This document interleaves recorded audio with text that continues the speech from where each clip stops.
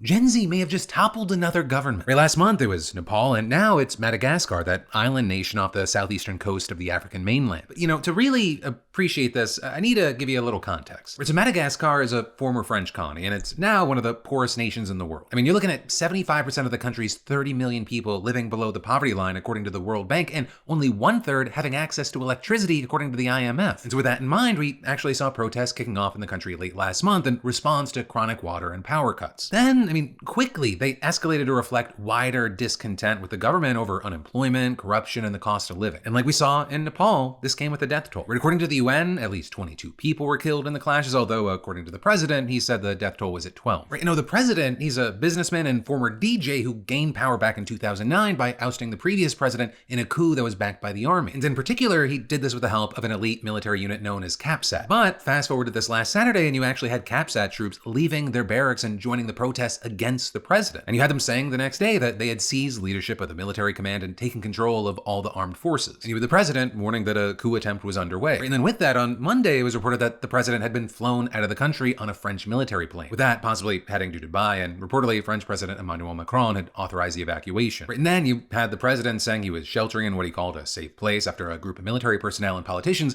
allegedly planned to kill him, although CAPSAT has denied that allegation. And you had the colonel in charge of the unit saying that the army never had any intention to harm, quote, even a single hair on his head. But then also, from there, despite being in exile, you had the president announcing that he was dissolving the National Assembly. But then, at the same time, the opposition leader in parliament, who also happens to be the former president who was ousted in the 2009 coup, he called a special session of parliament to, quote, note the absence of power in Madagascar, and adding, there is a power vacuum. The solution is not revenge, neither confusion, but a peaceful, inclusive, and responsible transition. Right, and with that, you had the MPs overwhelmingly voting to impeach the president, just leaving the Constitutional Court to validate the vote, which apparently is easier said than done, because you had CAPSAT announcing that it was taking power over the government and suspending key democratic institutions, including the Constitutional Court. Although weirdly, you still had local media reporting that the Constitutional Court decided to confirm the leadership of the colonel. And then with that, he has said that the military would form a council composed of officers from the military and law enforcement, and that a prime minister would be appointed to quickly form a civilian government. And in the meantime, we've seen CAPSAT troops driving through the Capitol and being cheered on by the crowds. But of course, we're going to have to wait to see how this plays out. Because the military seizing power, it typically doesn't bode well for democracies. But then also,